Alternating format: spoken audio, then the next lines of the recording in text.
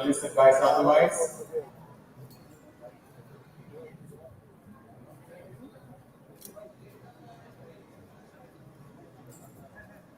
If there are any guests at the entrance who have not been assigned seats, please vacate those premises. Let's please make the arrival of His Excellency Professor Mohammed Yunus smooth. The motor crate has just started to arrive.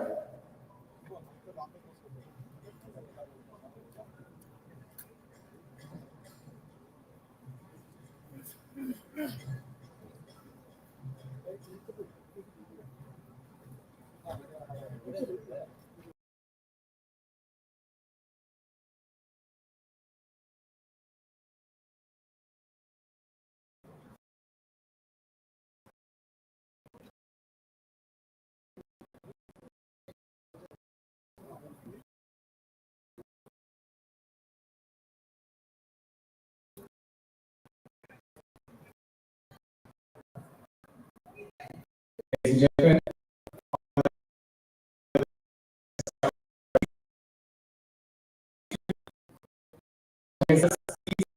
the advisors to take their seats. As a designated welcoming party, the members of the welcoming party are requested to assist honorable advisors to take their seats.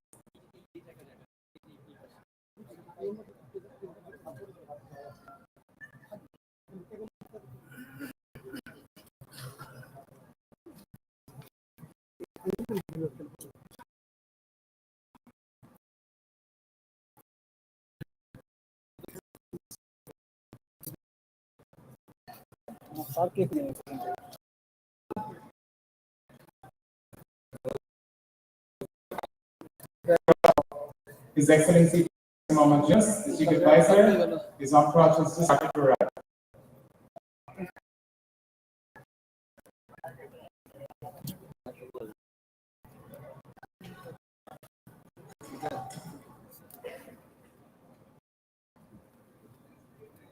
We're now announcing the arrival of the entourage of His Excellency Professor Mohammed Yunus.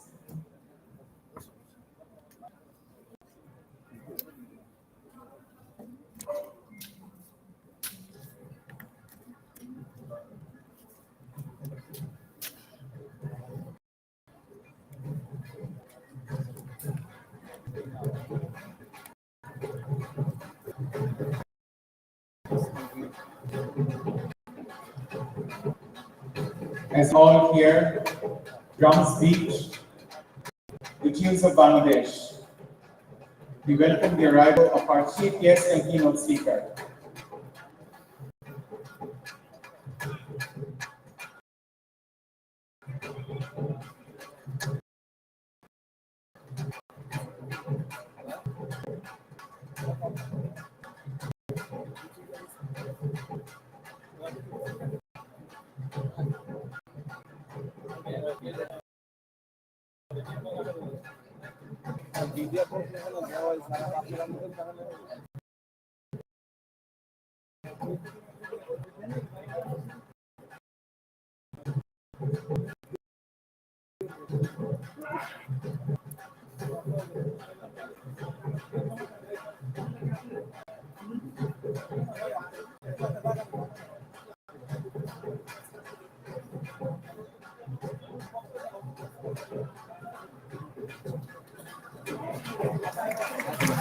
Ladies and gentlemen, we're honored to have amongst us His Excellency Professor Mohammed Yunus, Chief Advisor to the interim government of the People's Republic of Bangladesh and the 2006 Nobel Peace Laureate. Can we have a thundering round of applause for our Chief Guest and keynote speaker?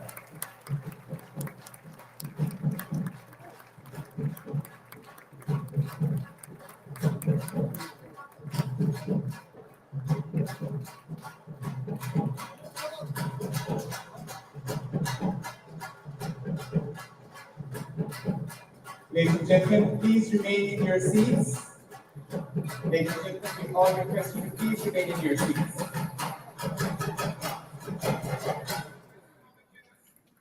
Thank you very much.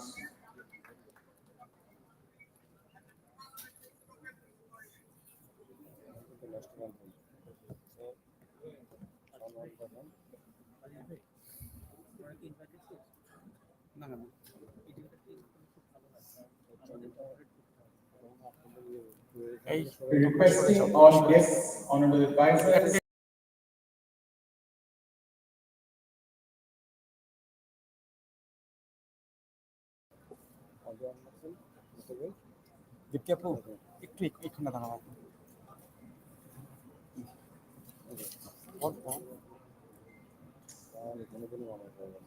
Good morning, everyone.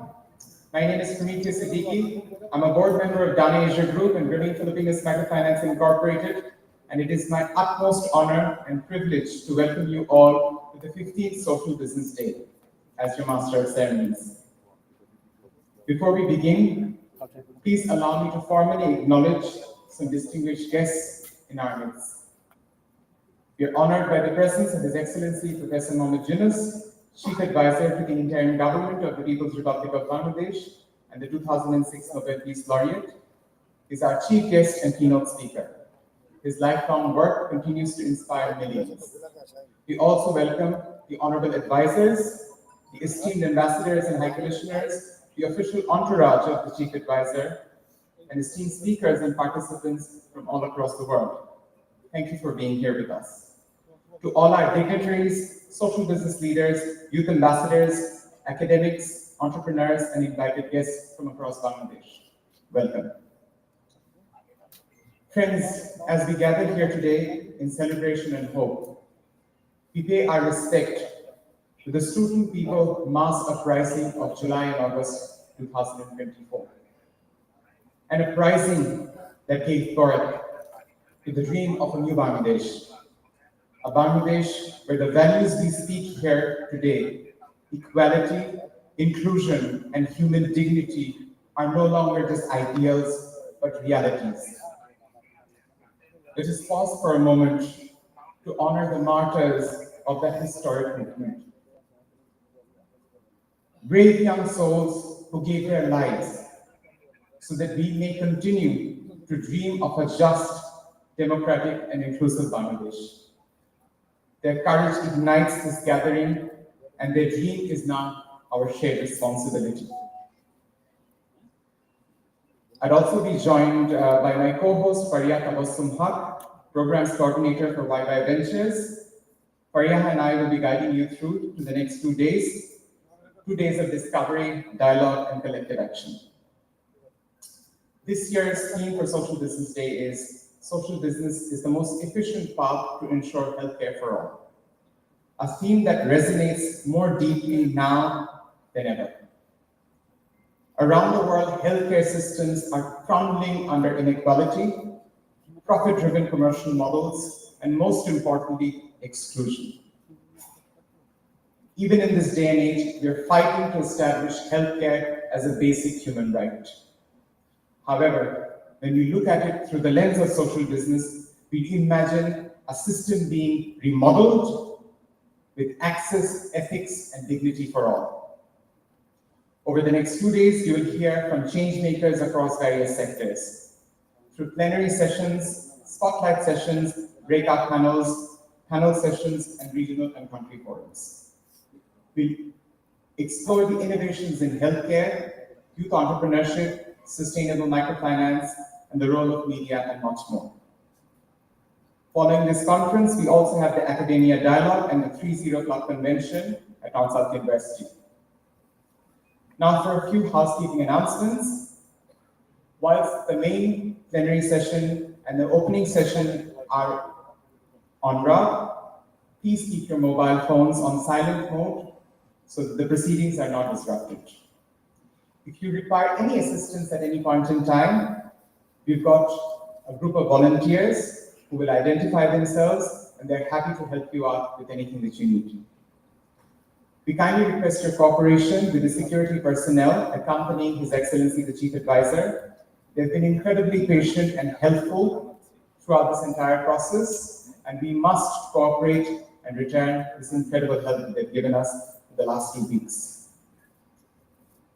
On a separate note, we've got a social business marketplace right outside this main hall for you to explore young entrepreneurs, social businesses who've been making significant mark in Bangladesh and overseas for the last 3 to 4 decades.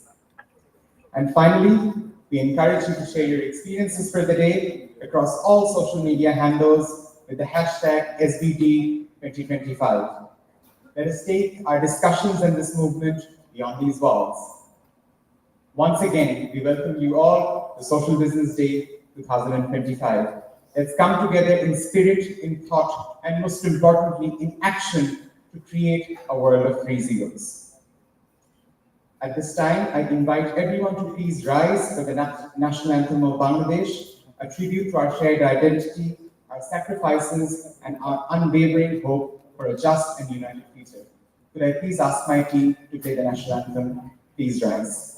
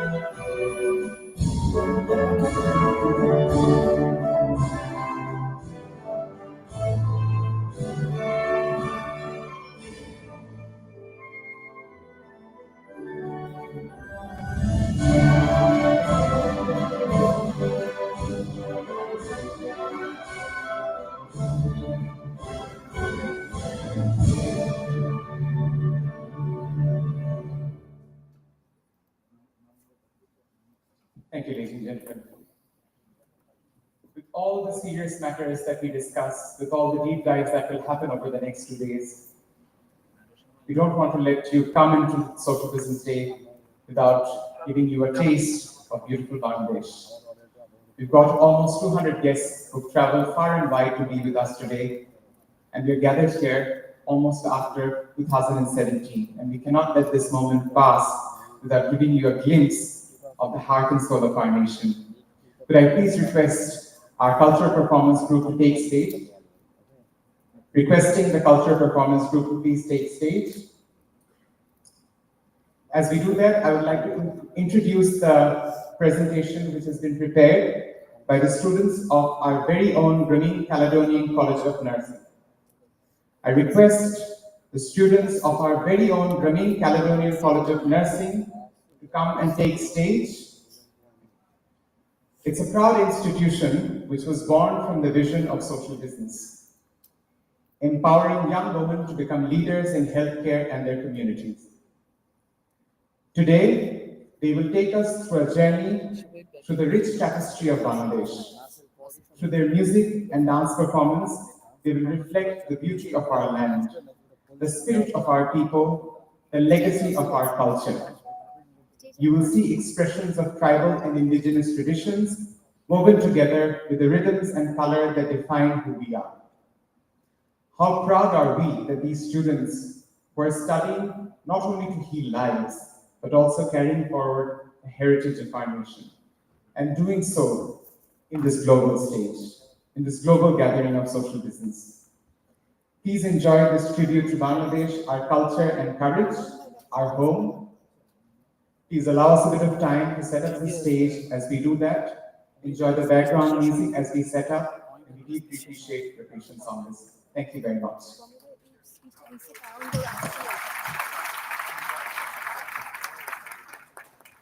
Could you please play the music?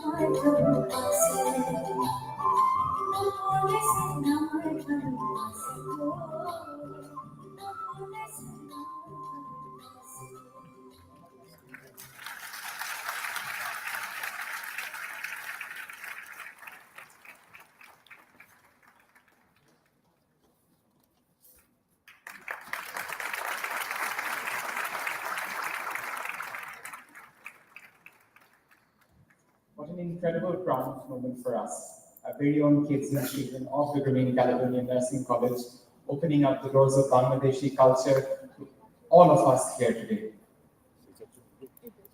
To kick off the welcome address portion of the opening session, I will now have the privilege of inviting someone who plays a vital role in connecting the global network of change makers. Could I please welcome Ms. Zinat Islam, Relations Manager at UNICE Center, to deliver her welcome address on behalf of UNICE Center. Zinat, the stage is yours.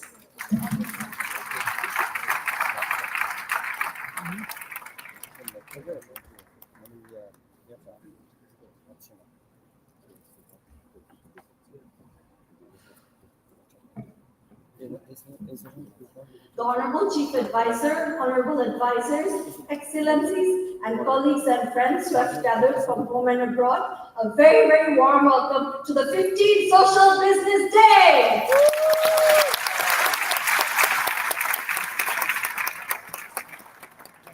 I am Zinat Islam from Yunus Center, and along with the Grameen Group, it is our greatest honor to be your host and welcome you to our world that we strive to build under the principles of 3 zeros.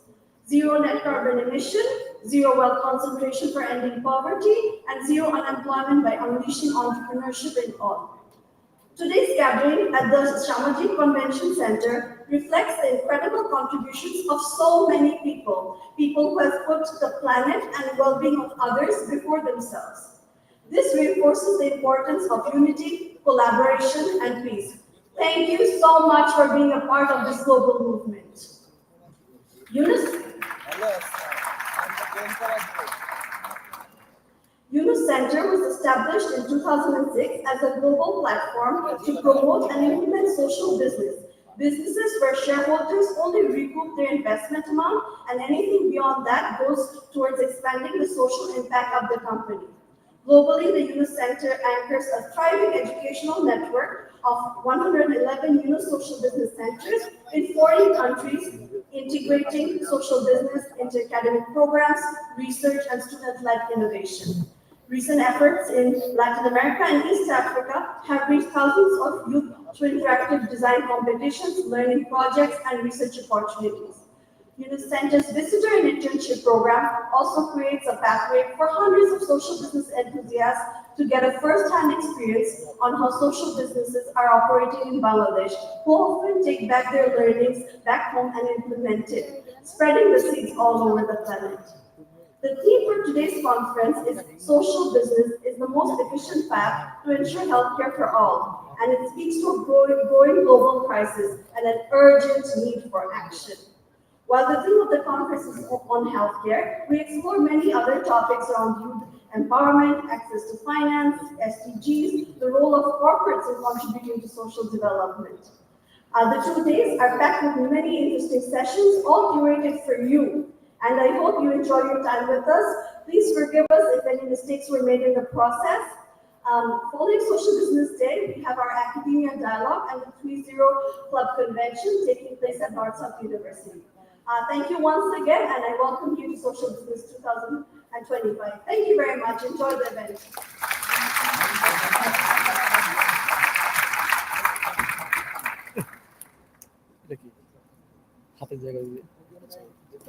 Thank you, Zinat. I must say the sleepless nights her and I have, and the entire team has had over the last 2 to 3 weeks has finally paid off.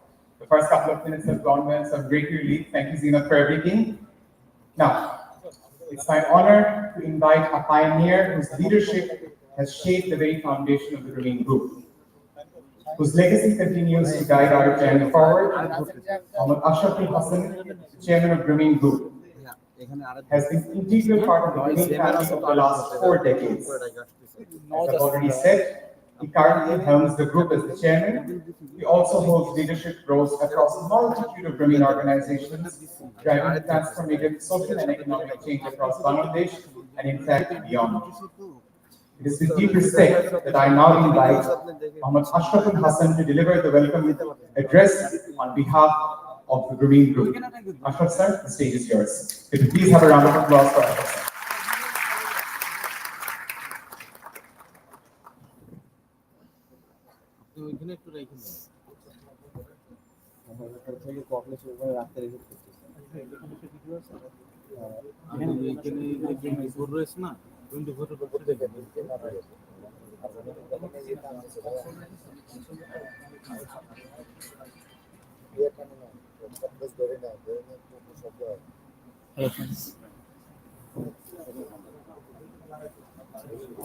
Honorable Chief Advisor of the Interim Government of People's Republic of Bangladesh, Advisor to the Interim Government of People's Republic of Bangladesh, Excellencies, ladies and gentlemen, Assalamu alaikum and good morning.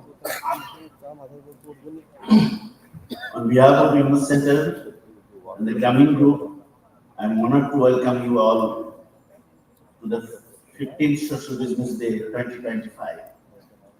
We are proud to have over 1,400 participants from 38 countries joining us on this Social Business Day.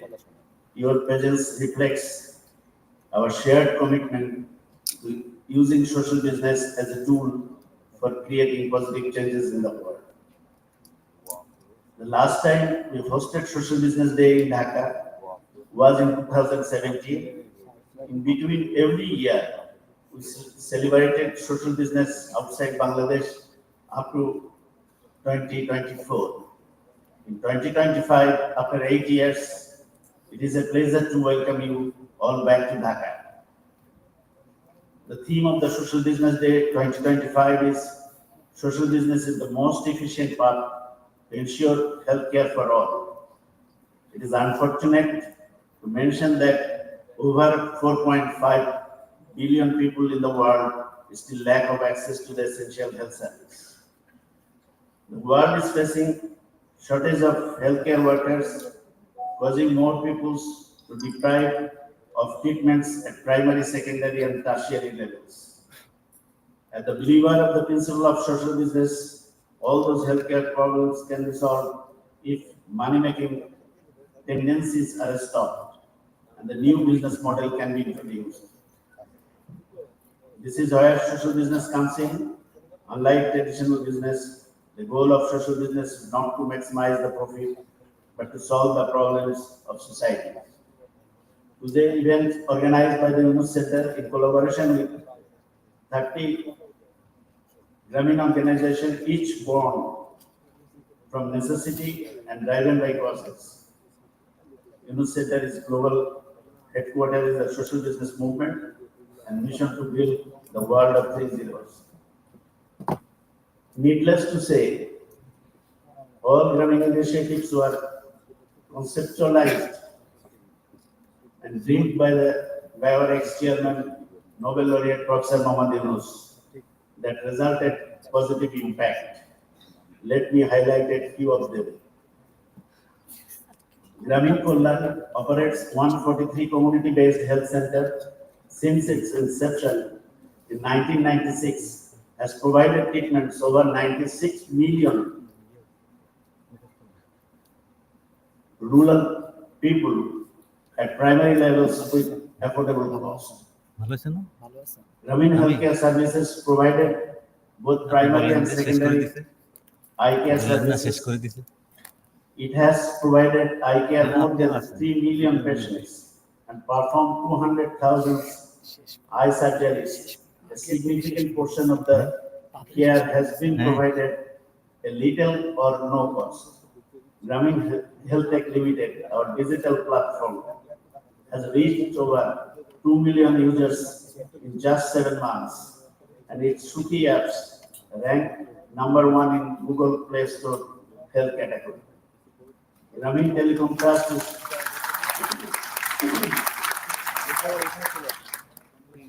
Grameen Telecom Trust is going to set up 700-bed hospital, 500 seat capacity medical college, and 750 seat capacity technology institute to provide high quality tertiary healthcare service. Construction is in progress. Grameen Telecom Trust has also invested $81 million to develop more than 87,000 entrepreneurs, out of which 69% are women, and have created over 130,000 additional jobs. Grameen Caledonian College of Nursing has enrolled 653 students, graduated 1,100 nurses, partnered with 5 global universities, making the largest private nursing college in Bangladesh. Grameen Shakti has installed 1.7 million solar home system, benefiting around 8.5 million people. Construction more than 37,000 biogas plant and distributed more than 1 million improved cooker stove, cutting down 1.5 million ton carbon dioxide per annum. Grameen Shikha has provided pre-primary education over 2 million children, vocational training to 1,000 youth, a scholarship to over 8,000 students, and non-formal education over 40,000 slum children, advancing legacy, skills and empowerment across Bangladesh. Grameen Trust has supported 155 organizations in 44 countries, reaching over 20 million poor individuals by disbursing $24.92 billion. Its Novin program has invested $73 million in 48,000 youth-led business in Bangladesh, creating over 25,000 additional jobs. Grameen America has disbursed $5.5 billion in microloans over 230,000 women across 29 cities in United States, with a repayment rate 99%. The Yunus Environment Hub managed 40 programs across 43 countries and trained over 2,000 social business entrepreneurs, out of which 66% are women. The 30 Club worldwide has grown into a global network of over 5,180 clubs across 61 countries, engaging more than 25,000 young people aged between 12 to 35. I have just named few. You will find more social business companies, both home and abroad, in our conference volume. This year, during these 2 days social business events, we have an exciting program. For your intelligence, a stoplight session, country forms, plenary session, breakout session, a special record video message from eminent peoples around the world, an announcement of new collaboration. Thank you once again, Honorable Chief Advisor, and all the distinguished guests for your gracious presence. Thank you.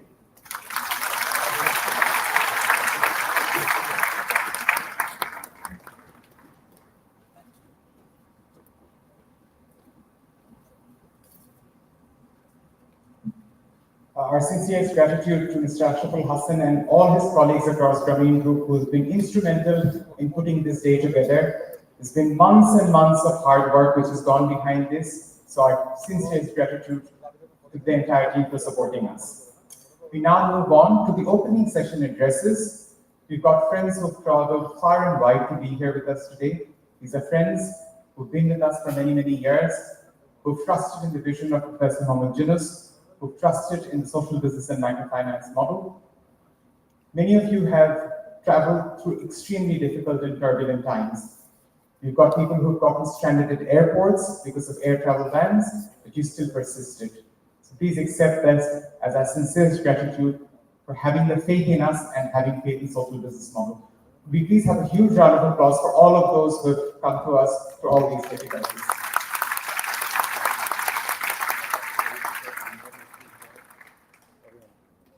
It is now my great honor to welcome a distinguished global thought leader, a lifelong advocate for knowledge, equity, and human development, and a cherished friend of microcredit and social business.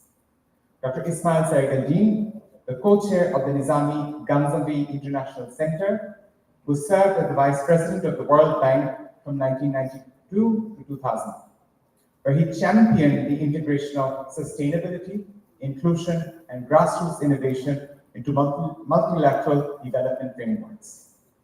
He's been a close associate of the microcredit movement and a strong supporter of social business in global development discourse. Dr. Serageldin, it gives me great honor to invite you on stage. Thank you very much.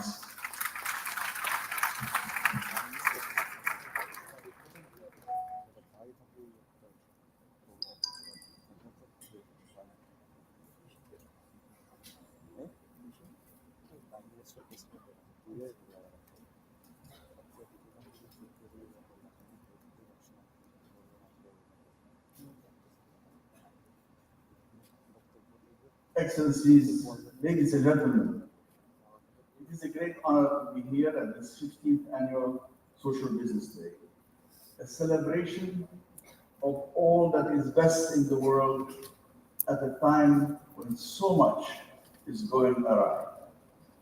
I am here, as was mentioned, in a dual capacity, first as a friend, admirer, long-time collaborator with the Honorable Senior Advisor Dr. Muhammad Yunus, and like all of you here, one who has been transformed by meeting this incredible gentleman. Mr. Senior Advisor, allow me to salute you for all you have done, for all the people around the world, some of whom are here, but many of whom I have seen in many other countries. So a salute to you first.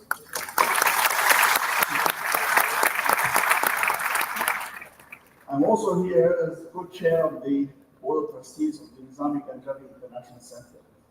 Now, the NGIC is an international institution based in Azerbaijan that celebrates the legacy of the great Azerbaijani poet and sage Nizami Ganjabi, who lived in the 12th century, and he promoted the participation of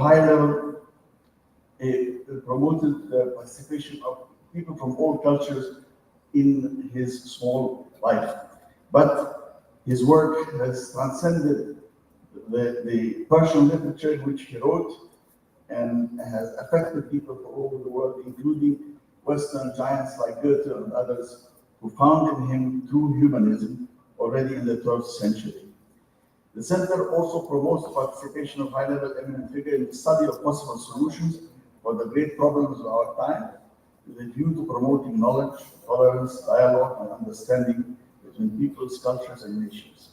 And the NGIC has a very distinguished membership that includes a very large number of former heads of state and governments, as well as many other eminent persons.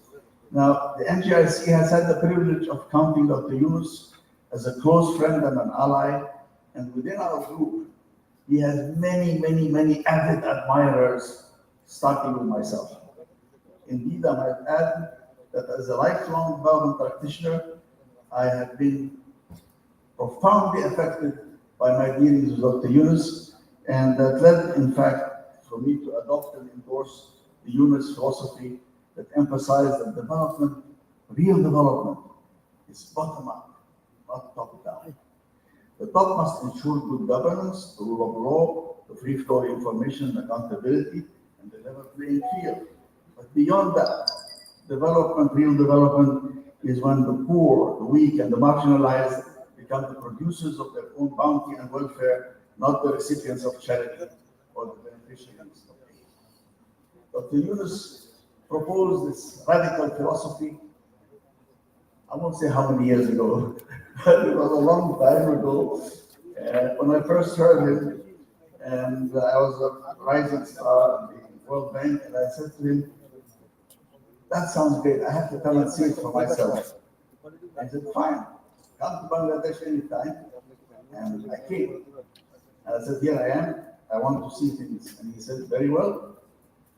Take a car, take a driver, do whatever you want, go anywhere you want, see what you want, and then come and talk to me." And I did.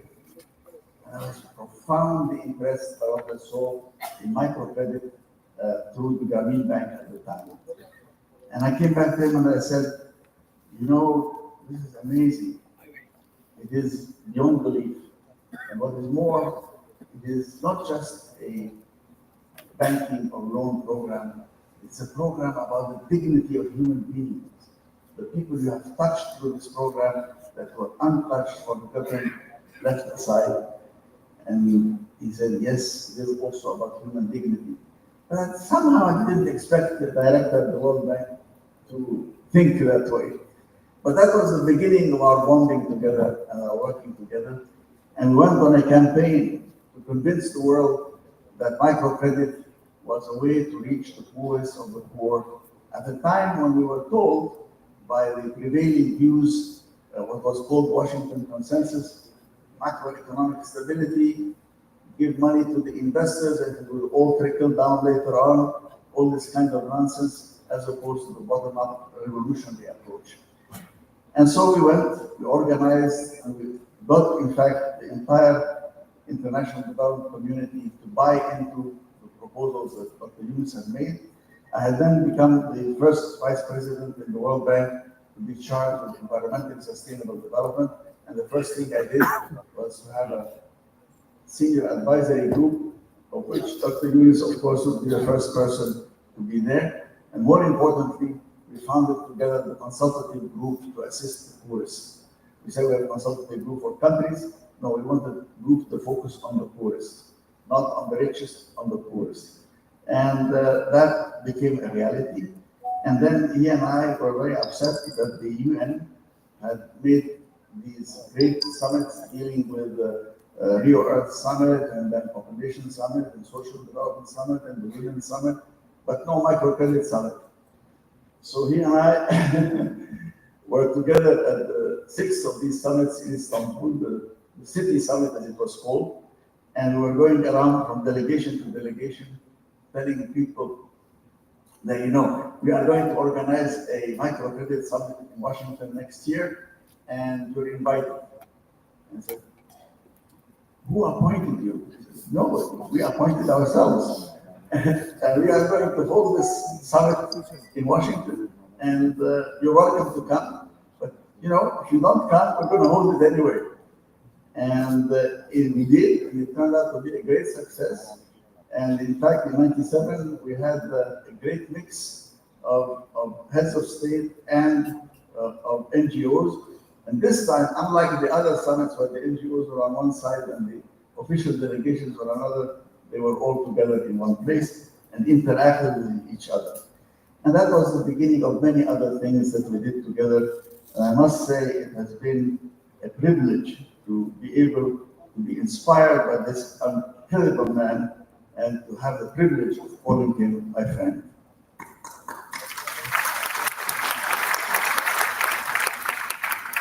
So thank you, Dr. Yunus, for having shown us how it could be done and how it should be done. You have shown us also that microcredit works, that the poor are creditworthy and honorable in their dealings. You showed us to help them recognize their innate entrepreneurship and how microlending not only brings dignity to the poorest, but also helps them build solidarity networks, and that women are the primary vector of social transformation. And beyond microfinance, Dr. Yunus brought the concept of social business to mobilize the latent ability of business management to solve problems of social and environmental challenges, not through charitable donations from rich businesses, what they call the CSR approach, no, but changing the goals of the venture itself. Indeed, he told us again, all that a successful social business should have adhered to 7 principles. As you can see, I'm studying your works. And the objective of social business will be to overcome poverty or one or more problems, must adhere to financial and economic sustainability, that investors get back their investment only, no dividends, and when the investment amount is paid back, any further profit stays with the company and is plowed in for expansion and improvement, and the company should be gender sensitive and environmentally conscious. And the workforce should get full market wage with better working conditions. And then, number 7, do it with joy. Now, that last one should not be underestimated. Far from the luxury of work, launching, maintaining, and expanding a social business should be an exhilarating enterprise. And seeing here this exciting group of practitioners from all over the planet, I recognize the many ways that the thinking of Muhammad Yunus has touched us one and all. I share in your enjoyment, and I bring you one and all the best wishes of the NGIC for every success in your endeavors. For it is in the nobility of your spirit, in the unsullied idealism that you possess, in the dedication to our common humanity that you bring, that I find the hope of mastering the challenges of the difficult transition ahead. To face up to the challenges that the tortured humanity faces in these turbulent times, where nations are pitted against nations and groups are pitted against each other within a nation's boundaries, even among the poorest countries in the world. And so, together, one social business at a time, we can build all the pillars for health for all. And beyond that, we can build a better world guided by a vision where the people's greatness is measured by the quality of the lives of their poorest citizens, not by the size of their armies or the scale of their buildings. A vision of a caring society where we think of the generations to come, remember the forgotten, give hope to the forlorn, include the excluded, reach out to the unreached, and by our actions lay the foundations for better tomorrows. Thank you, one and all.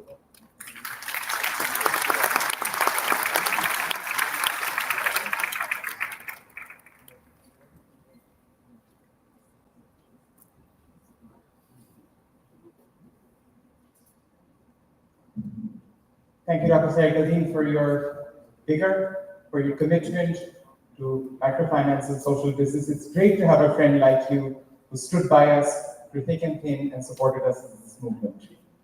We now move on to the next opening session address by Ms. Gwen Lewis, the UN Resident Coordinator in Bangladesh. She's been appointed by the UN Secretary General, Antonio Guterres, in 2022 in her current position, with over 2 decades of experience in international development, peace building, and humanitarian efforts across some of the world's most challenging conflicts. Ms. Lewis brings deep global insight, steadfast commitment to inclusive progress to Bangladesh and beyond. Could I please invite on stage Ms. Gwen Lewis, UN Resident Coordinator in Bangladesh. We have a huge round of applause for Ms. Lewis.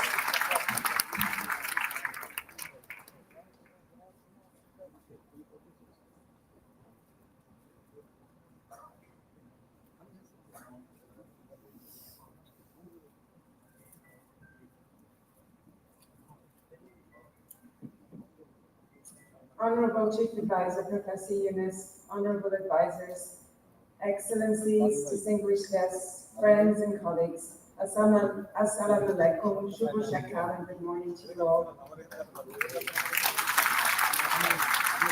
It's a distinct honor to be with you today on the remarkable occasion of the 15th Social Business Day. After 8 years, the celebration returns to Bangladesh, a land that gave birth to a bold idea and turned it into a global movement. My sincere thanks to the UNICE Center and the Grameen family for bringing us together and reminding us that this bold vision, when met with unwavering action, can change the world. This year's theme, social business, is the most efficient path to ensure healthcare for all, is not only timely, it is essential. For we gather at a moment that calls for courage, clarity, and collective purpose. Across the globe, the truth is sobering for far too many. Falling ill carries not only a health burden, but a devastating economic one. Behind every statistic lies a personal story of mothers forgoing care to pay for school fees, of elders selling the last of their lives to afford treatment, of futures derailed by a single diagnosis. Bangladesh has made remarkable progress, from reducing maternal and child mortality to expanding immunization and reaching more people with primary care. These are achievements the world acknowledges and applauds. And yet, healthcare inequality persists as one of the defining challenges of our era. Just last week, I had the privilege of meeting with the Honorable Finance Advisor, Dr. Serageldin and commended the interim government for delivering a national budget under difficult conditions. We understand the balancing act in these times of transition and uncertainty. Still, the reality remains health spending in Bangladesh, though rising in absolute terms, still represents just 0.47 of GDP.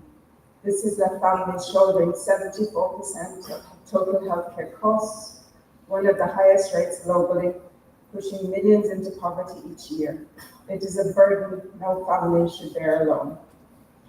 So where do we turn when the public sector is stretched and private solutions remain out of reach? We turn to innovation, we turn to solidarity, we turn to social business. At its essence, social business believes that human dignity and economic viability are not mutually exclusive, that business can solve problems without compromising purpose. This is not charity, it is not corporate PR, it is a sustainable problem solving at scale. Professor Mohammed Yunus, visionary, Nobel laureate, and tireless advocate, has shown us that business designed with intention can become instruments of transformation. As he powerfully reminds us, a charity dollar has only one life. A social business dollar can be invested over and over again. Indeed, the story of Bangladesh is inseparable from the story of social business. From the community finance revolution sparked by Grameen Bank to the market-shaping work of the social marketing company, the Sajida Foundation's impact investment, and BRAC's global health outreach, this is a country that has consistently turned bold ideas into bold results. These are not isolated successes. They are living proof that social business is not a concept of the future, it is a solution for today. The United Nations proudly stands alongside these efforts. Around the world are agencies from UNDP to UNCDF, ILO to UN Women are championing social enterprises that reach the furthest behind first. We are investing in women entrepreneurs, youth-led innovation, and locally driven solutions to bridge the health divide. I was deeply moved when I met Lamia and Lily in Manikanj, two extraordinary women from communities at heightened health risks, particularly exposure to HIV, gender-based violence, and social inclusion. Through UNCDF's support, they became entrepreneurs with purpose, turning beauty parlors and tailoring shops into sanctuaries of hope and health, creating dignified work for our transgender and vulnerable women.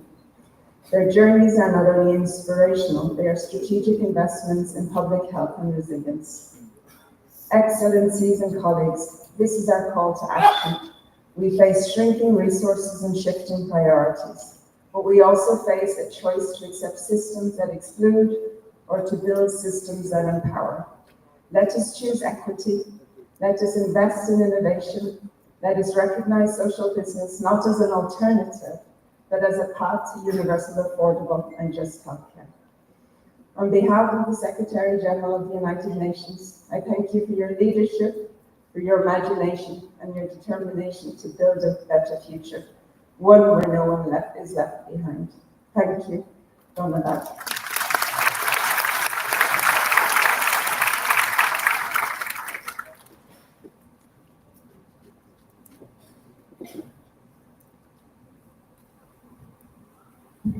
Thank you very much, Ms. Lewis, for giving us your valuable time on a Friday. We deeply appreciate this. From Ms. Lewis, we move on to another friend.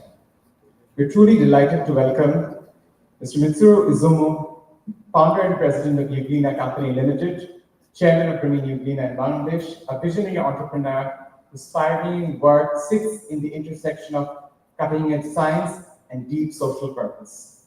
Izumo-san's journey began in Bangladesh in the late 1990s, when a transformative visit of his ignited his lifelong commitment to social impact and social business.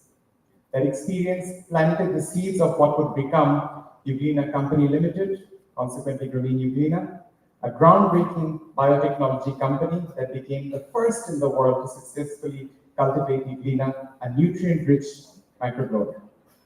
A long-standing friend and partner of the Grameen family, Izumo-san exemplifies how science, business, and compassion can work hand in hand. Please join me in warmly welcoming Izumo-san. Izumo-san, the stage is yours. Thank you.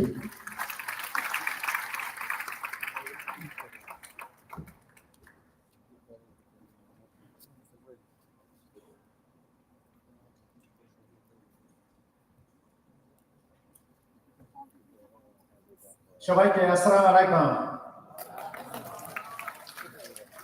আপনাদের সাথে দেখা করার অনুমতি এবং কথা বলার সুযোগ দেওয়ার জন্য অনেক ধন্যবাদ। আমি ইউরেনা কর্পোরেশনের প্রেসিডেন্ট। আমার নাম ইজমো। আমার যখন 18 বছর বয়স তখন বাংলাদেশে গ্রামীণ ব্যাংকের ইন্টার্নশিপ করতে এসেছিলাম। সেই সময়ে যে শিশুদের কৃষিদের অবস্থা দেখে কিছু করতে ইচ্ছা হতো, এই জন্য আমরা ইউরেনা কোম্পানি প্রতিষ্ঠা করেছি। প্রফেসর ইউনুসের সাথে দীর্ঘ 11 বছর ধরে বাংলাদেশে সোশ্যাল বিজনেস পরিচালনা করে আসছি। আমি আজকে আপনাদেরকে একটি বার্তা দেওয়ার জন্য জাপান থেকে এসেছি। আর সেটি হলো, সোশ্যাল বিজনেসের ক্ষমতা আছে বিশ্বকে পরিবর্তন করার। চলুন আমরা সবাই আমাদের নিজ নিজ শক্তিকে একত্র করি এবং একসাথে একটি সুন্দর পৃথিবী গড়ে তুলি। Very good morning, Bangladesh. Good morning, change makers. I'm Izumo Mitsuru, founder and CEO of the Yunus Corporation Limited from Japan. But my story truly begins here in your beautiful country, Bangladesh, 27 years ago. In 1998, as an internship student of Grameen Bank, I walked through the slums of Dhaka. I saw children suffering from malnutrition. That moment changed everything. I made a promise to myself. I should find a way to solve a malnutrition issue. When I came back to Japan, I studied hard on nutrition. The answer came from nature itself, a tiny green microorganism called Yudina. This miraculous microorganism contains 59 essential nutrients in perfect balance, all kinds of vitamins, all minerals, and protein a growing child needs. But science means nothing without action. In 2014, I returned to Bangladesh with Professor Yunus's vision of social business in my heart. We established Grameen Group, a joint venture with Grameen Krish Foundation, turning our research into reality. Today, I stand here with profound joy. Through our Yunus school lunch delivering program, we distribute 10,000 Yunus school lunch biscuits every single day to children in your schools since 2014. We have cured children, and we have reached a milestone that makes me super happy. 20 million Yunus biscuits distributed across Bangladesh by March 2025, touching hundreds of thousands of young lives. When I visit schools in Dhaka, I see something beautiful. Children with bright eyes, studying hard, their faces shining with health and hope. But we don't stop there. Next, I'd like to promote this experience of distributing Yunus school lunches in the Gazipur district, for example, as an official school lunch to improve the health of tens of thousands of children in a low-cost and sustainable manner with the support of the Japanese government. This is social business in action, where profit serves purpose, where Japanese innovation meets Bangladesh beautiful resilience, where a student promise made 27 years ago becomes reality for your children today. Professor Yunus taught me that social business should solve humanity's greatest challenges. Together, we are proving that a tiny microorganism, Euglena, can create a massive change. One child, one biscuit, one bright future at a time. Bangladesh gave me a lifetime mission. Today, I give back my promise fulfilled. Thank you, Bangladesh. You are my inspiration. Professor Yunus, your vision totally changed my life. I'm forever grateful to this country and to you. I truly love Bangladesh. I'm very honored to walk this journey together with all of you. One last time, I close my speech with Bengal again. আমি আজকে আপনাদেরকে একটি বার্তা দেওয়ার জন্য Japan থেকে এসেছি। আর সেটি হলো সোশ্যাল বিজনেসের ক্ষমতা আছে বিশ্বকে পরিবর্তন করার।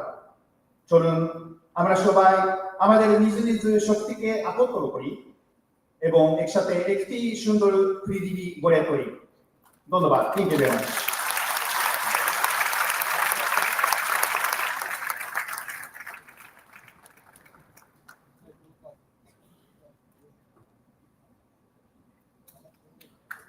Izumo-san definitely deserves another huge round of applause. We've been doing this for many, many years, but quite often we are at loss of words. We're deeply moved by the words that Izumo-san has said today. So our sincere gratitude, Izumo-san. Now we move on to a message from a very special friend, and a special message indeed. Thomas Bach, the honorary president of the International Olympic Committee, who's been a global statesman of sports, a passionate believer in the power for sports to deliver social change. Someone who's been working closely with Professor Yunus, the Yunus Center, the Yunus Sports Hub, in driving a catalyst that has probably changed the face of the interface between sports and impact. Mr. Bach has long championed the role of sports for peace, inclusion, and human development. His values deeply align with the vision of social business. While he could not be here in person today, he sends a heartfelt message for this gathering. Could I please request my team to play the audiovisual by Thomas Bach, Honorary President, International Olympic Committee. Could I please have the audiovisual? Dear Professor Muhammad Yunus, my dear friend, dear participants of Social Business Day, this year's Social Business Day carries a special meaning. By bringing together people from all walks of life who are working for a better future, your gathering sends a powerful signal. Taking place in Dhaka, this meeting also shines a light on the spirit of solidarity that you, dear Professor Yunus, have embodied throughout your life. At this important moment for your country, you are once again bringing people together, continuing your lifelong mission to inspire progress through unity and solidarity for your home country, Bangladesh, and way beyond.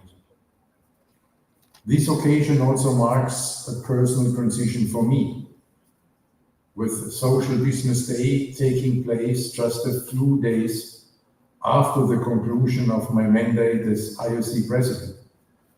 It is a special privilege to address you today for the first time as IOC Honorary President. It is also a timely opportunity to reflect on the many years of meaningful cooperation we have shared with the social business community.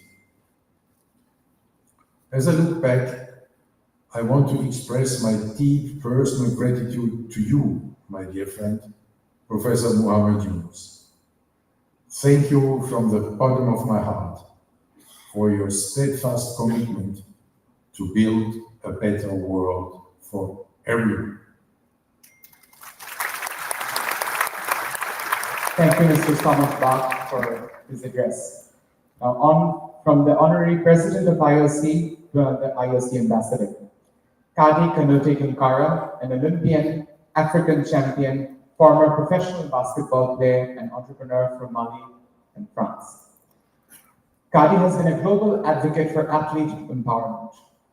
She's co-captained Mali's historic women's basketball team at the 2008 Beijing Olympics. With an extraordinary career spanning elite sports, sustainable entrepreneurship, and global sports governance, her leadership roles include the World Anti-Doping Agency, and of course, many roles within the International Olympic Committee. She continues to inspire the world by championing dignity, ethics, and opportunity, both on and off the court. Kadi, the stage is yours.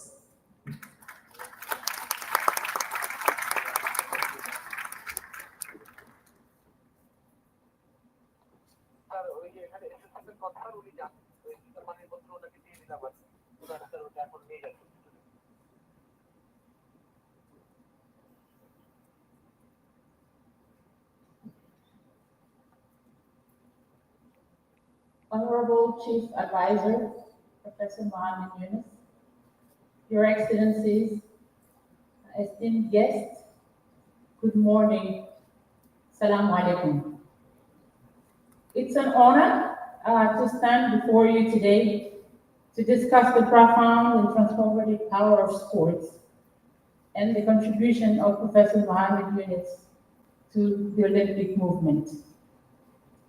As an Olympian, and someone deeply committed to social change, I have witnessed firsthand how sports can drive youth engagement, women empowerment, and ignite social entrepreneurship.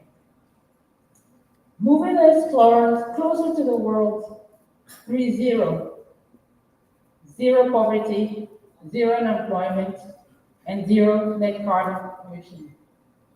My own journey from co-captaining the first Malian women's basketball team at the Beijing 2008 Olympics to my involvement with initiatives and leverage sport development embodies and believe that sport is not just about competition. It's a powerful vehicle for positive impact, and as of the thematic today, for also healthcare and well-being. First, let's consider youth engagement. Sports provide an unparalleled classroom for life. Through basketball, I have learned discipline, teamwork, resilience, and the values and perseverance.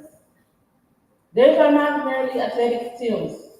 These are essential skills that equip young people for success and in education and future careers, and in building strong communities. So when we invest in youth, like here in Bangladesh, we invest in the future. We offer space that are safe, mentorship, and sense of belonging, diverting from risky behaviors and fostering their physical and mental well-being. Initiatives by the Olympic movement and countless grassroots organizations worldwide exemplify how structured sports engagement can shape responsible and empowered young citizens. Secondly, as I said, and as I stand before you, sports is a force and formidable vehicle for women empowerment. For too long, traditional barriers limited women participation and visibility. Yet, at an event like the Olympics, we see female athletes shattering stereotypes, inspiring a generation of girls to dream bigger. My experience with the Malian national team making history by qualifying for the Games demonstrated to young women that anything is possible with dedication. Sports builds confidence, self-esteem, and leadership qualities in women, which are transferable to every aspect of life, including business. From challenging inequalities in the workforce to taking on leadership role in society. The drive for gender parity in major sporting events like the Paris 2024 Olympic Games was crucial in amplifying this message and creating a more equitable world. Third, let's explore the powerful synergy between Olympic values and social business. The Olympic movement is built upon the core values of excellence, friendship, and respect. These are not just ideals for the sporting area. They're fundamental principles that align seamlessly with the objective of social business. Excellence in social business means striving for the most effective and sustainable solutions to societal problems, mirroring the athlete's pursuit of peak performance. Friendships translate to collaboration and partnership, recognizing that complex social challenges requires collective effort, just as teams work together to achieve common goals. And I believe that's what we're all here for. Respect extends to respecting human dignity, the environment, and diverse communities, ensuring that social enterprises operate ethically and inclusively. This alignment creates a powerful foundation for impactful change. When the discipline of an athlete meets the innovative spirit of social entrepreneurs, grounded in their shared values, the potential for positive transformation is immense. And that's what the UNICE program has done for me through the Olympic movement. Because sports is a fertile ground for social entrepreneurship, and that's what Professor Yunus has shown us. It inspires innovative solutions to pressing social and environment challenges. My experience with the IOC Young Leader Program and the Business Accelerator Program, which are two programs that are led by the Yunus Sports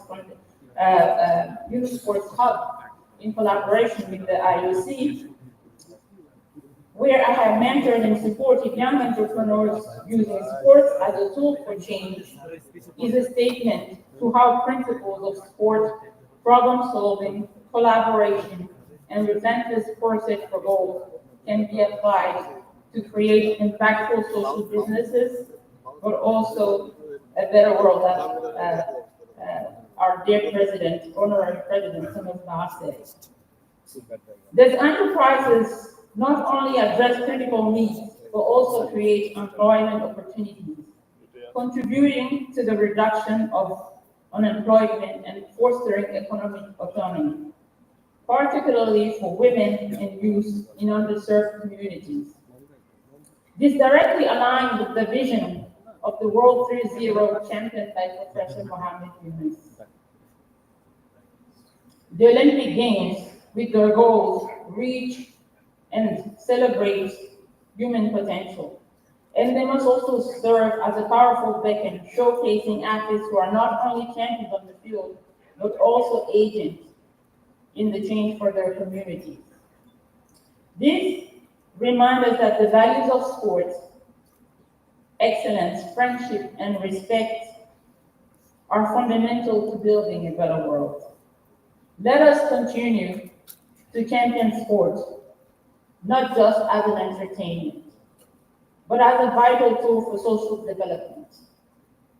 Let us empower more youth, uplift more women, and support more social entrepreneurs who are using the transformative power of sport to build a zero poverty, zero unemployment, and zero net carbon emissions And I would like to add, with zero excuse not to do it, Professor.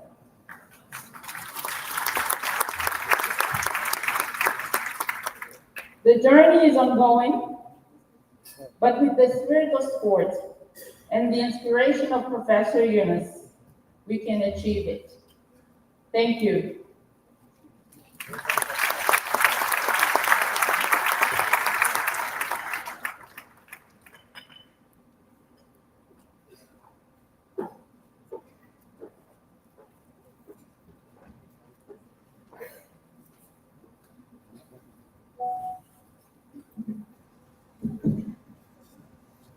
Thank you very much, Kadi. We deeply appreciate your remarks and being such a steadfast supporter of sports and inclusion and sustainability. Now, the moment we've been all waiting for, eagerly for the last couple of hours. For some of us, we've waited months to hear him in person on stage. Because I've waited for that for almost 10 months. I've had the privilege of doing this for many, many years right now, and each time I do this, the hair at the back of my neck stands up. I still feel shivers. Yes, I'm addressing His Excellency Professor Mohammed Yunus, Chief Advisor to the government of the interim government of the People's Republic of Bangladesh, founder of Grameen Bank, and the 2006 Nobel Peace Laureate. A global visionary from Bangladesh who's pioneered and changed lives all across the world. He's founded more than 50 social business companies, and for his constant innovation and enterprise, the Fortune magazine has named him in 2012 as one of the greatest entrepreneurs of all time. He was the first Muslim ever to receive the Congressional Gold Medal by the United States Congress. He's received the United States Presidential Medal in 2009, and he's only one of 7 individuals ever in the history to have received the Peace Prize, the Congressional Gold Medal, and the Presidential Medal of Freedom. He's appeared on the cover of Times Magazine, Newsweek, and Forbes Magazine. And at the Olympic Games in Tokyo in 2020, he was conferred with the Olympic laurel, only the second time, for his extensive works in sports and development. In 2019, the Vatican awarded him with the Lamp of Peace, St. Francis, for promoting peace, harmony, and worldwide.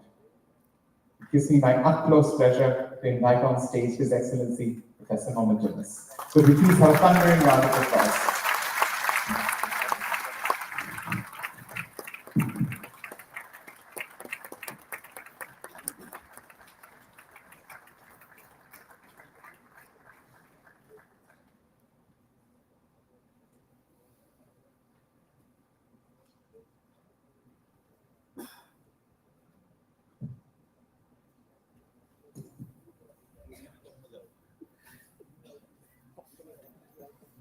Assalamu alaikum.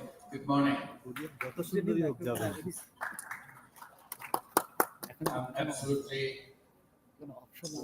That's what I'm feeling. I'm choked with emotions for having all my friends together here this morning. And all the emotional expressions you made in your opening speeches. Thank you for those words of emotions. Ismael Serageldin narrated the entire story leading up to consultative group. This is the chorus.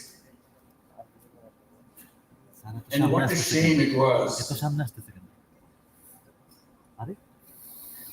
Several years later, it was changed. It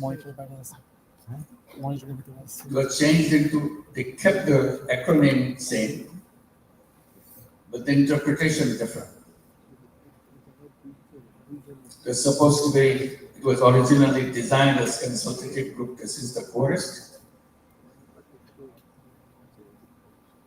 After many years, they say that it's useless to try to help the poorest.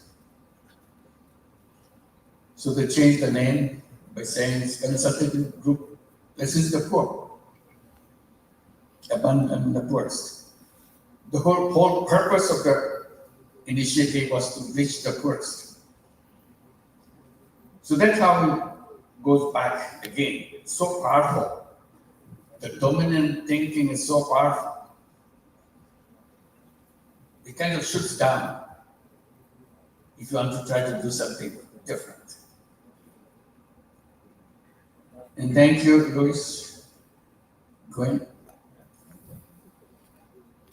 that your remarks reverberated to all the peoples attending here. And your support during this uprising on behalf of the United Nations inspired every single Bangladeshi in the country. Let's give a big applause to Gwen.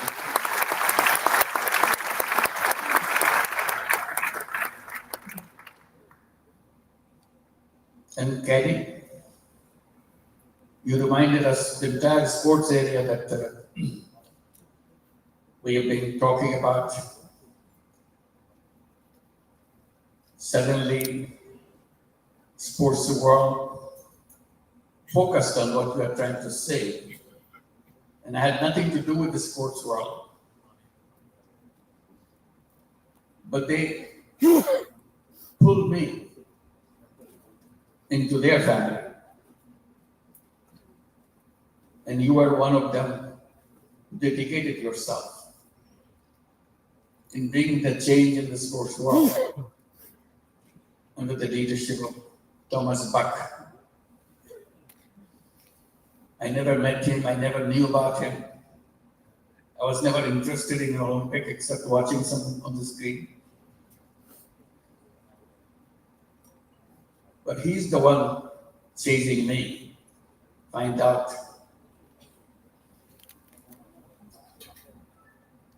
how to translate the ideas into the sports world. That became a long history. And Katie, you took the torch and going around, make things happen together with the whole group of people now within the Olympic world. Want to transform the sports world completely. And Izumo-san, I'm sure as you bring tears to my eyes, you brought tears to everybody in this audience. Your story is so touching. A young person without any idea what he is looking for, inspired not only to transform himself, transform a very mature economy in Japan into the direction he thought it should be heading for. And raising the question in the minds of business leaders, what business could be, what the power of business is all about. So even the remarks you made in the opening ceremony, it succeeded in making the message loud and clear for all of us who are here. And we always kind of felt when we came to Social Business Day, it's a gathering of family members. So we are here as family members, not outsiders. All you have so many stories to tell. And I was guessing 80%, maybe 85% of the audience here are regular participant of the Social Business Day. So it's nothing new. We gathered together not for making speeches, is to inspire ourselves. We always defined our social business day as an occasion for recharging our batteries. Somehow when we go get things done on something, we feel that maybe we're losing our energy, we need some excitement. So this is the occasion that brings us excitement back to us. By seeing each other, by hugging each other, and looking at each other. We don't have to talk. By being together itself does the magic. And that magic pushes us to do things in a much more powerful way than we did before. Reach a lot more higher level than we reached before. So that's what the Social Business Day is all about.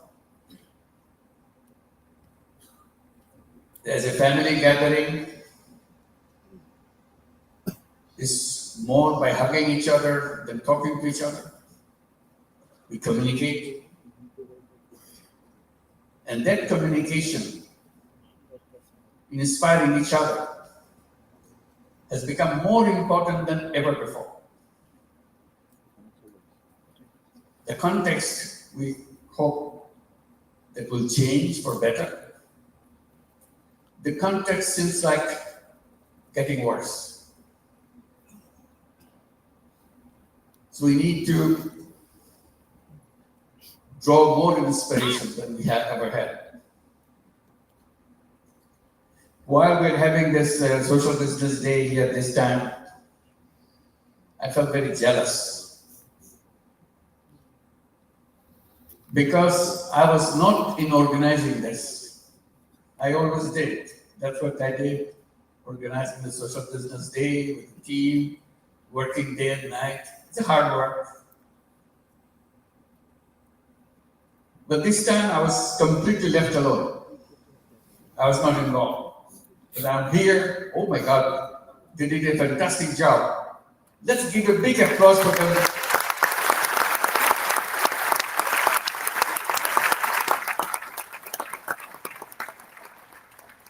I felt disappointed because they didn't need me.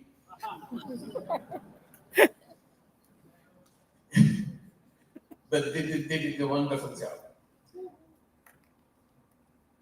And the fact that we can march on wherever we are to reach the goal that we set for ourselves. That's the important message that we got. And one more small kind of anecdote to go with it. I was sitting here and watching the stage and all the facilities. I entered the door here. I was here before in an empty hall, empty place, and wondered when we will have our conference here. This was built for Social Business Day, but we couldn't hold it Social Business Day. Not because we are not ready, because government will not allow to make it happen. What a strange way. This is nothing to do with anything government should worry about. But we are not allowed to hold this. So this is the first time we're holding Social Business Day in this facility. We spend a lot of money, a lot of energy, a lot of time behind it to design things how it should be, because it's our dream thing. It was very difficult to find a place to hold the Social Business Day, and very expensive too. So we thought, why don't we have our own facility? And we did, but we are not allowed. The last Social Business Day we held, we couldn't come here. So we finally decided to hold it in the hotel where our foreign guests were staying because they will not allow us to go anywhere else. So that's the kind of absurdity of the reality of life. It doesn't make any sense to anybody. Why anybody should be interested in the stock conference, which has nothing to do with any politics here or anywhere. If you want to look at it in a kind of a way, some do-gooders want to talk about what they want to do, that's all. Not interfering with anybody's work. So we had to stop holding Social Business Day in Bangladesh. So we're looking around where we can go. The last one we held in the Philippines, Negros Occidental. Negros Women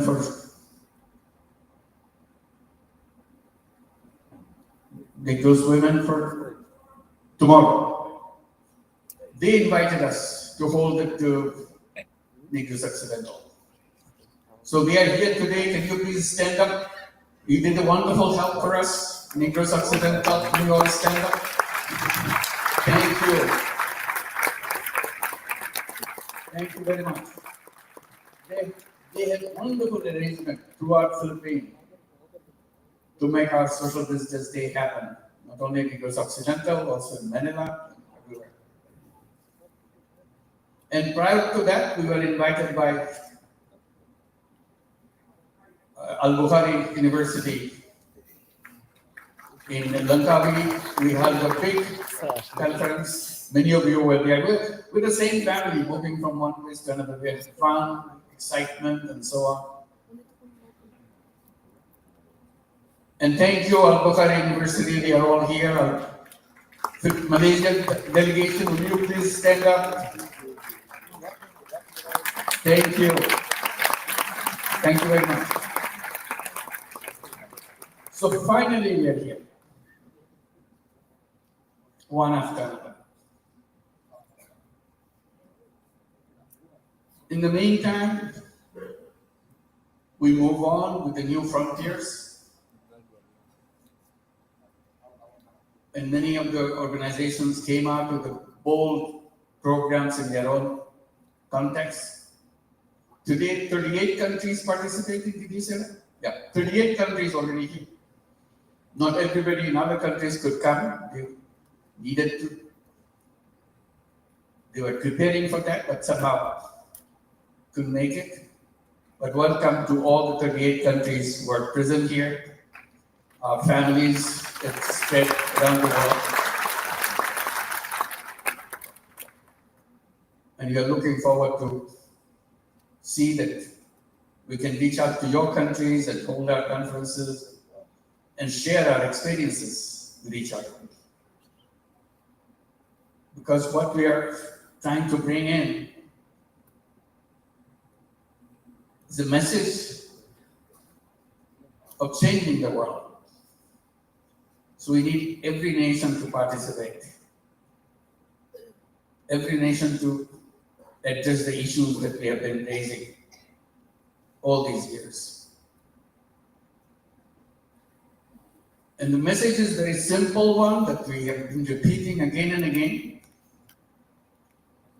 Message is we are on the wrong path. If you keep on pursuing this path, all we end up with massive disaster. We cannot escape from that because the road is just heading to that disaster. All we're trying to say, we don't have to follow that road. And we must not follow that road and end up in disaster. There's a very simple way to follow a different path. It's not something we have to overnight destroy everything. You're just slowly moving in a different direction, that's all. Something very doable, something very concrete. Repeatedly, what we are trying to focus on, the entire world is built on one dimension of human being: selfishness. And human being is defined as a selfish being. That's what we are objecting to. You see, selfishness is very much in us. But don't forget the existence of selflessness in us. Despite your theories, despite your institutional frameworks, still we express our selflessness. All we're saying, why don't you just recognize it, that has a place. Express yourself both ways if you wish, or choose one or the other. That's the basic issue. Unleash the selfless part of yourself. And people ask, why should we? The answer is very simple. You become a full human being, exposing whatever you have inside of you. Why should you be one-sided human being? Why don't you become aware that you have another side inside of you? Why do we do that? Why do we keep it one side blocked out? Because the narrative that we created for ourselves globally doesn't touch that subject. We are made to forget that aspect exists.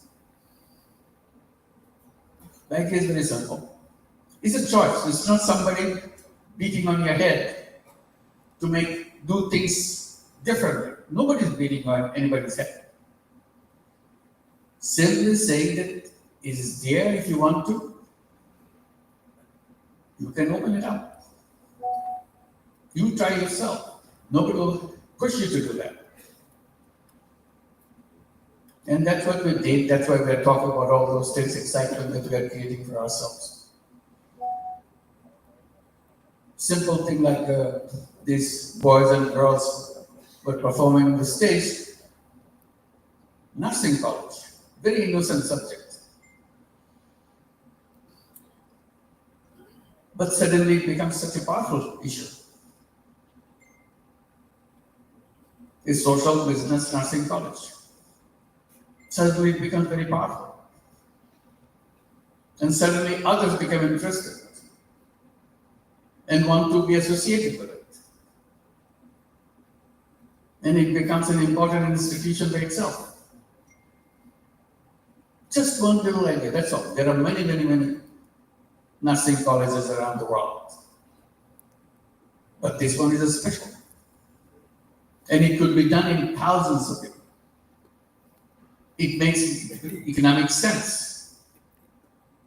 It's not donation based. It's a self-sustaining base, that's all. That's where we put the theme. I'm very happy that they put the theme healthcare. Healthcare can be solved very well. And healthcare has to come from that angle. That's the only solution healthcare has. Social business angle. You cannot leave it to business to make money. Then healthcare stays out. People are left out.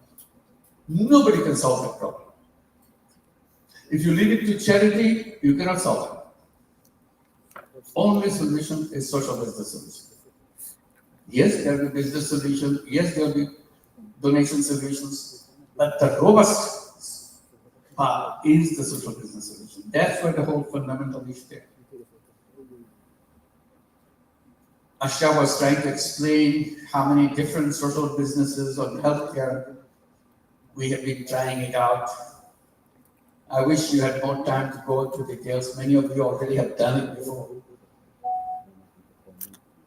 But interesting thing is, if you have done it before, last year, or a year before, you come back and see completely different thing. It has its own way of exposing itself, taking a different shape out of the creativity that it generates itself. That's all. You don't need a mastermind to do things from apart. People who are involved there, they come up with ideas. Once you give the hint how to open the subject, suddenly it has its own way of expressing itself. I wish we'll have time, since you are here in Bangladesh, many of you who came from outside, have a time to go through the healthcare issues that we are trying to struggle, addressing not for Bangladesh. Today we see is for the whole world. No country successfully has resolved the issue, healthcare for everybody. So that's a challenging area that we have to tackle. And we can tackle. And this will be something that will be detailing out in the sessions. I'm sure we'll be talking about it, visiting them, presenting what we have been doing. Ideas lead to ideas. We never claim that whatever we do is the ideal level. It's not. It's just the opening level. You start the spark, and it has its own life. You don't know where it goes, where it ends up. Ideas lead to ideas. All you know, you can do it. Human being has no limits in creativity. That's what human beings are all about. That's the essence of everything that we do, creativity, that's all. Human beings not limited by some knowledge given. It's a starting point.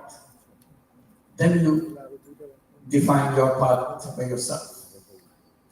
So that's where we are. The context again this year is worse than we ever had before. In other social business days.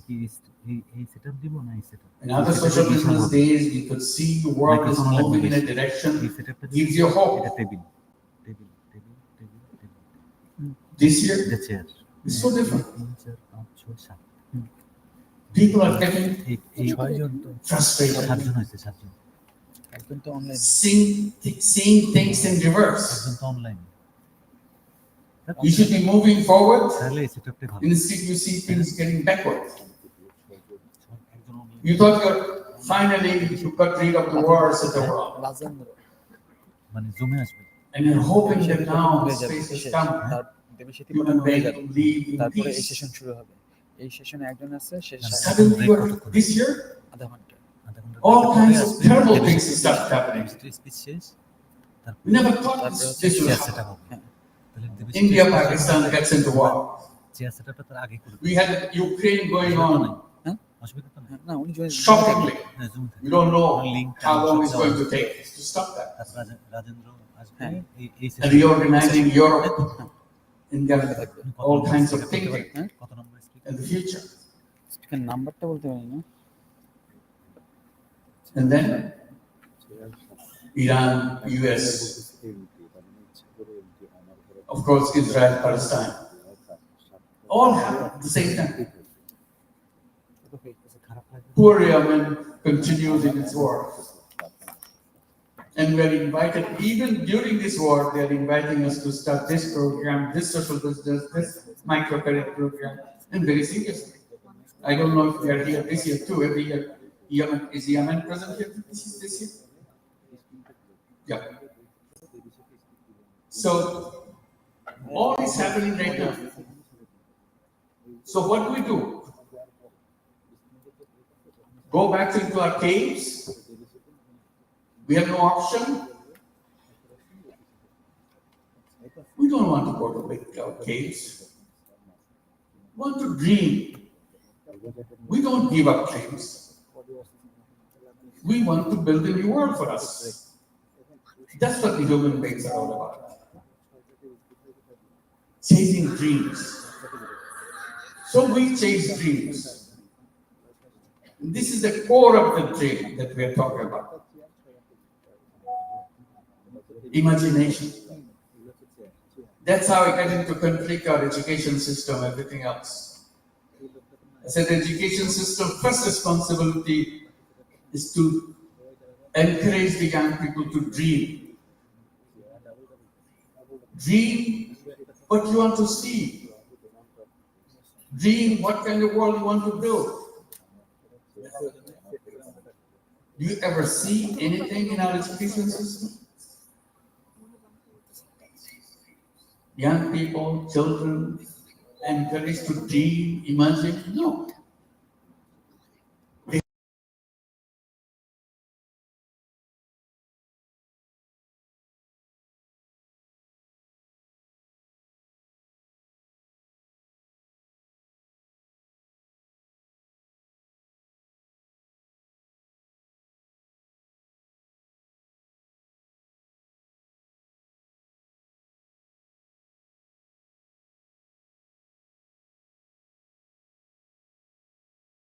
Address the issue, how to translate dream into reality.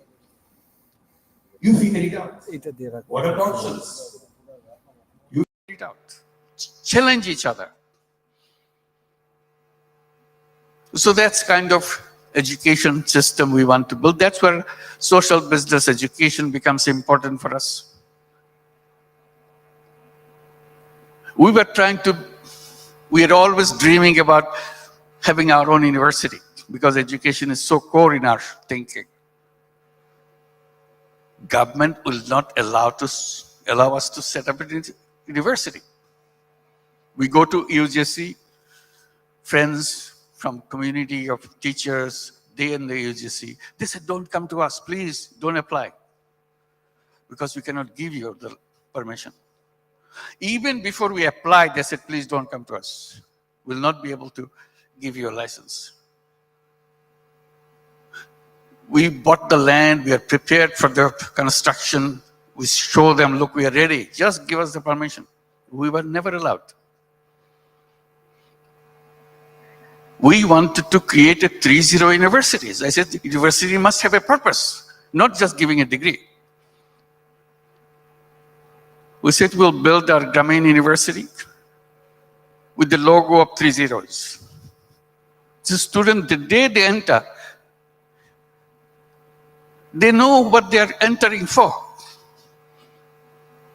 a purpose.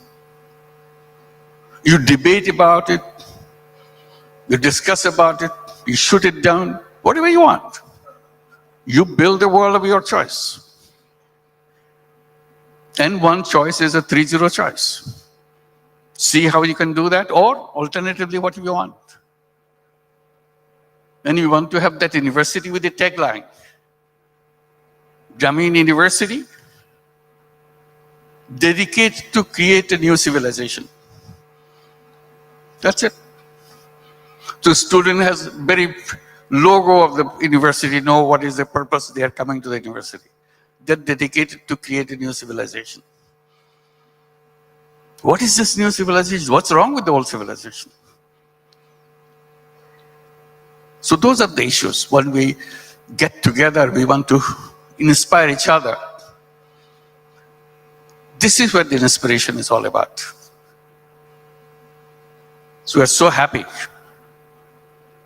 to finally, you could get the university shaping up, see how we can do that. We're saying in this university, we must tell our students, we are not job seekers. We are entrepreneurs. From day one, you know you are not a job seeker. We'll tell them that if you're a job seeker, that will bring shame to us because we could not help you to discover yourself. If you discover yourself, you'll not be a job seeker. You'll be creator. Human beings are creators. Human beings are for changing things in their own fashion. And that's what the universities, education institutions are all about, preparing for that. not preparing for getting a job, get a salary. End of the life. Job is the end of life. Finish. You're done. So those are the challenging issues that we want to raise, discuss, and see what it leads to. So we are here on the Social Business Day. Again, very inspiring thing for me to see you. It's our combined dream. These are dream sessions that we have to shake each other, hug each other, and always say we can do all things that way beyond our capacity, but we start. If you don't start, nothing happens. If you don't imagine, nothing happens. Imagination is something limitless. You can do any way you want. It doesn't cost you anything. So we imagine and go back to start the smallest way we can. We're not afraid to do it. Afraid to build a seed so that we can plant the seed and let it grow. So we are the seed makers to plant those seeds and watch it, water it, nourish it so that it can grow. And thank you very much for coming. We'll be having a wonderful time. Wonderful to see you. It's a remarkable thing, the historical thing that we are here in this building having this session. And also I must mention, I was seeing all the kind of gloomy picture of the world, which is gloomy, for no fault of ours. It's gloomy for some people, created it for us. We are not responsible for creating this world, a gloomy world. We want to create a beautiful world, and we can do that. They keep on interfering with us. And Bangladesh did something fantastic. Despite all the gloomy world, they have done amazing things. Young people came out. They said, enough is enough. Get out. They gave their life. And in a very short period, few days,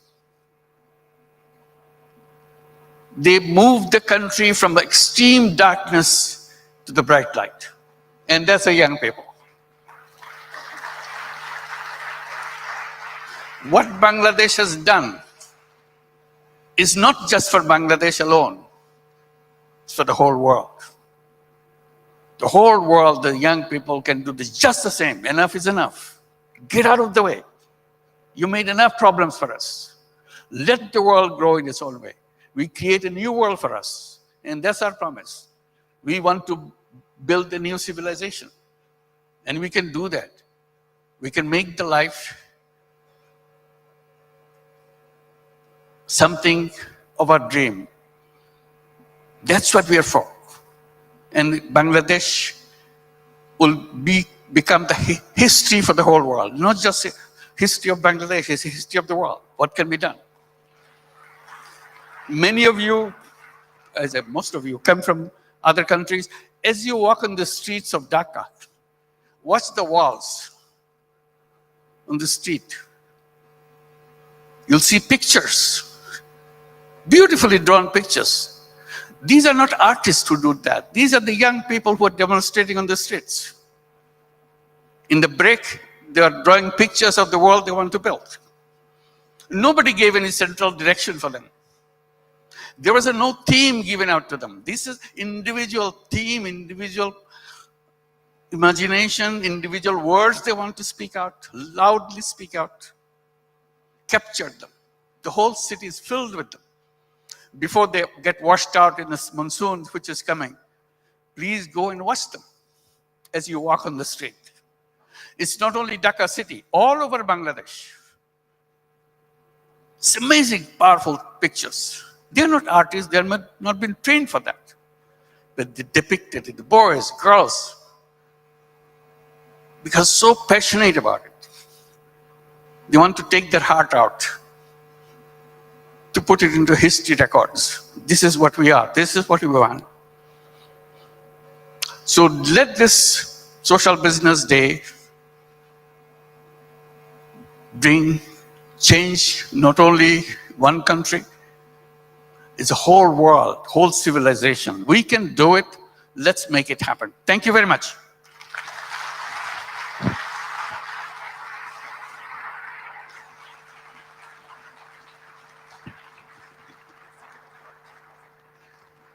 Ladies and gentlemen, we request all guests to please remain seated. I know there's a lot of excitement and we have been extremely energized by Professor Yunus's speech. What we will do now is a small ceremonial matter.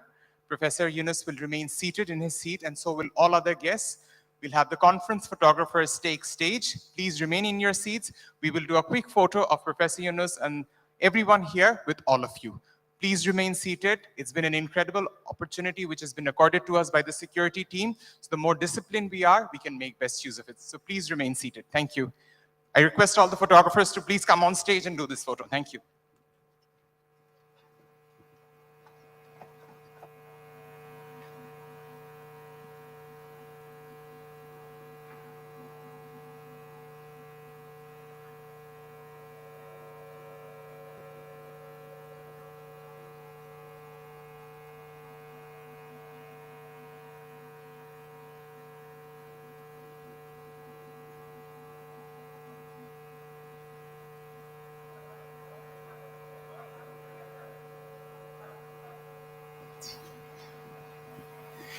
Could we request everyone to please raise your hands with the 3 zeros? Everyone, please raise your hands with the 3 zeros.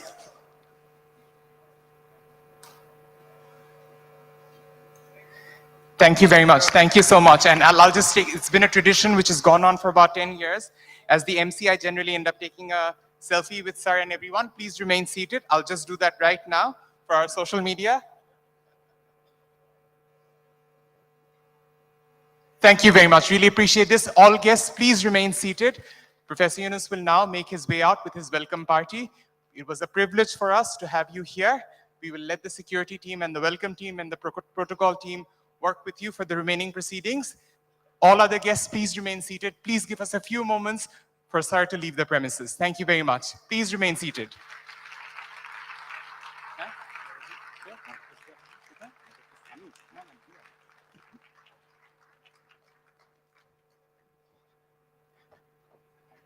Thank you, ladies and gentlemen. We deeply appreciate your patience. Please remain seated. We request everyone to remain seated who's not a part of the welcoming party or the entourage. We're just waiting for Professor Yunus to leave. Now, ladies and gentlemen, thank you all for joining us for the opening session. This is where we thank all the invited guests who have received an invitation card for you to join Social Business Day just for the opening session. Thank you for being here with us today. We bid you farewell. You've given us a heap of time today. Thank you for that. Now we must wait till Professor Yunus actually vacates the premises. All your movements must be limited to this building, which includes the lobby at the back. So if you want to stretch your legs, please do so, but please remain within the building. সবার অবগতির জন্য জানানো যাচ্ছে মাননীয় প্রধান উপদেষ্টা যতক্ষণ পর্যন্ত এই ভেন্যু থেকে না চলে যান আমাদেরকে এই বিল্ডিং এর মধ্যেই থাকতে হবে। যারা ইনভিটেশন নিয়ে এসেছেন আপনাদেরকে অসংখ্য ধন্যবাদ ওপেনিং সেরেমনি জয়েন করার জন্য। এরপরে আমাদের সেশন শুরু হবে 12:10-এ। আমরা সবাইকে রিকোয়েস্ট করছি 12:05-এর মধ্যে ফিরে আসতে যেন আমরা প্রসিডিংস গুলো শুরু করতে পারি। সবাইকে অসংখ্য ধন্যবাদ আমাদেরকে জয়েন করার জন্য ওপেনিং সেরেমনিতে। Thank you.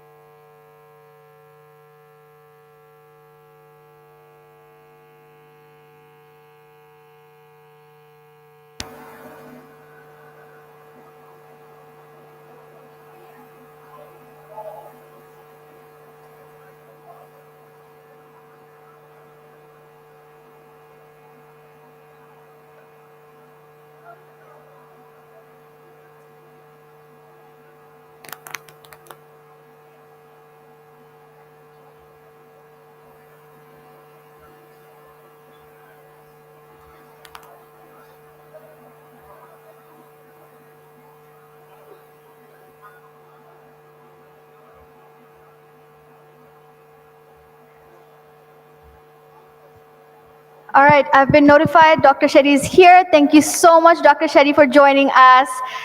We've been all waiting for you, and we're a little bit sorry for the tardiness from our end.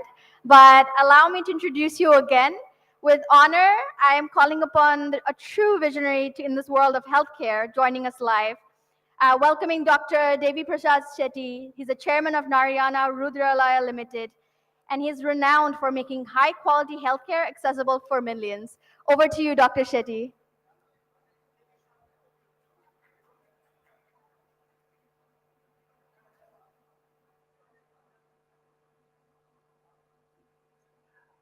I would like to, during the next 5 minutes, I would like to advise everyone how to celebrate 100th birthday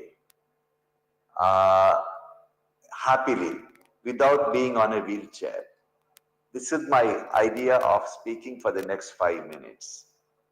First thing is, every now and then, all of you come across a young fit person suddenly collapsing either on a treadmill or during a football match or whatever. And the whole country will be debating why it happened. Most of these people who developed a sudden cardiac arrest, almost all of them, had a pre-existing heart disease. Nobody with a normal heart will ever develop a sudden cardiac arrest. The problem is, people do not know, most people do not know that how fit they feel has nothing to do with how fit they are. You may climb Mount Everest in twice in a month and come to me say that, now can you declare that I'm a fit person? I will congratulate you for your effort, but I will never call you as a fit person unless you have gone for some preventive checkup. And my whole talk today is about the preventive checkup. Now, everyone feels that if they have no pain, if they can walk and do exercise, they are fit people. I would like you to Google FIFA, FIFA, Federation of International Football Association. Then you write cardiac arrest. Then you get series of articles published by FIFA, which clearly shows that in the last 5 years, 660 professional footballers had a cardiac arrest during the match, football match. I don't think any one of us are as fit as the professional footballers. This is what is documented, but in reality, the number is a lot more. Now, what you can do to reach the 100th birthday? The message is very simple. I'll give you the reality. Today, before 6 or 7 o'clock in the evening, few thousand people will develop heart attack and few thousand people will die following the heart attack. Today, before 7 o'clock in the evening, few thousand people will be told that they have advanced cancer for which there is no cure.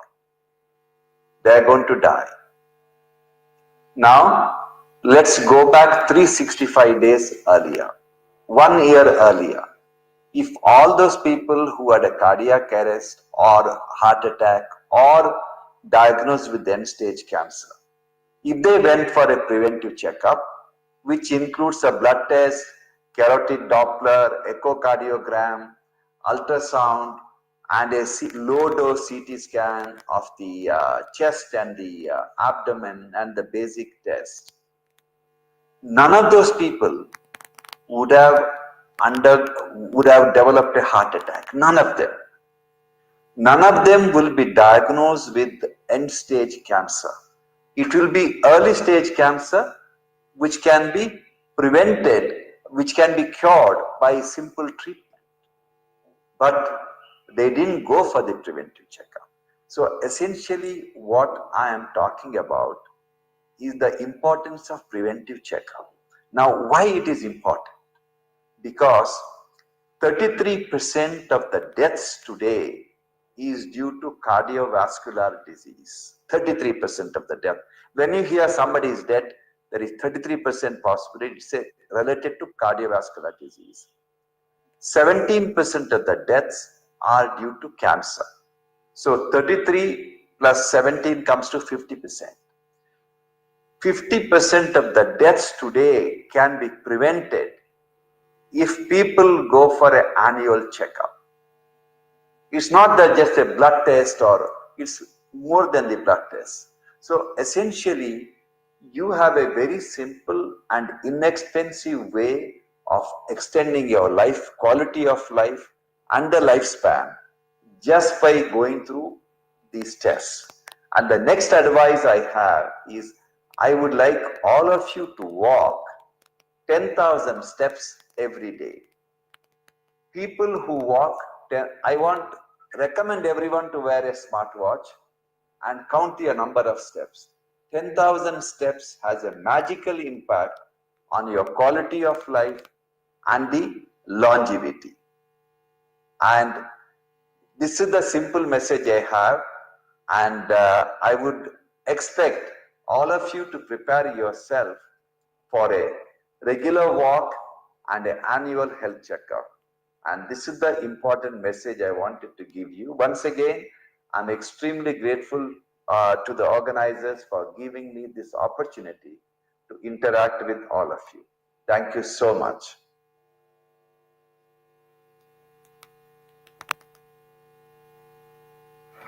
Thank you so much, Dr. Shetty. Your work inspires us as always, and I really hope all the data that you shared with us today really gives the urgency needed in this room to follow through with your advices.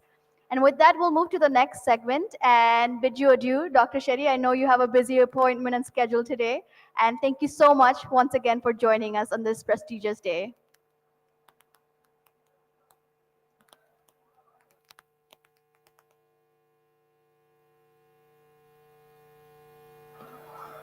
For all the folks, please do enjoy this break, stretch your legs. We will be resuming session very soon, and I hope you come back to your seats in a moment. Thank you.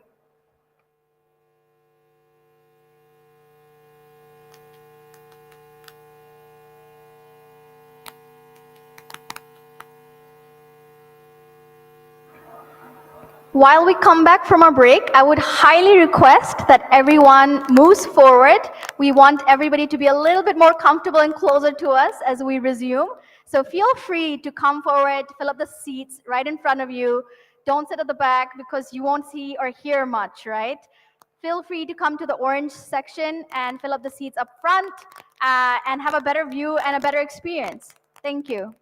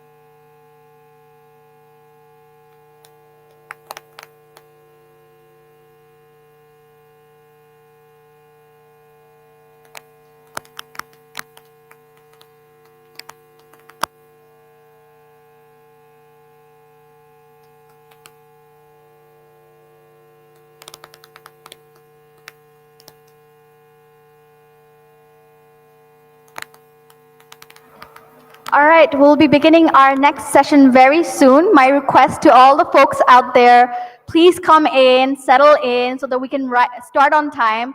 I know you must be hungry for lunch, so if you really want that lunch break on time, I highly encourage that you come up, fill a seat, settle down, and then we'll be ready to begin the next segment of this Social Business Day.